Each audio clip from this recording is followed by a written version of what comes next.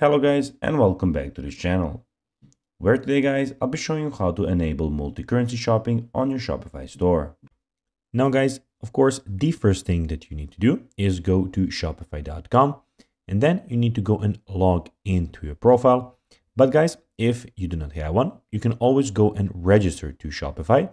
But guys, if you do not know how to do that, you can always go to our YouTube channel where we have plenty of how to Shopify videos where you can also see how you can do this. Now guys, that we got that out of the way, let's see what we actually have in front of us here. So as you can see here, we have the Shopify store that I have created, and here we have some options.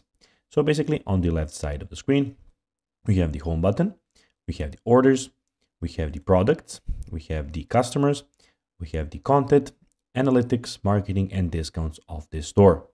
Also, we have the sales channels where we have the online store and the points of sale. Also, we have the add applications where you can go and add some of the applications.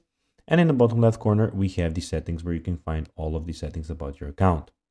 Also, in the top right corner, as you can see, you have My Store or Your Store, where you have the Help Center, you have the chain log, community forums, hire a Shopify partner, keyboard shortcuts, we have the actual name, and we have your manage account, and you have the, of course, log out option. Now guys, let's see how you can actually go and enable multi-currency shopping on your Shopify store. Well, go to the bottom left corner and click on settings. After that, go to markets, which is on the left side of the screen.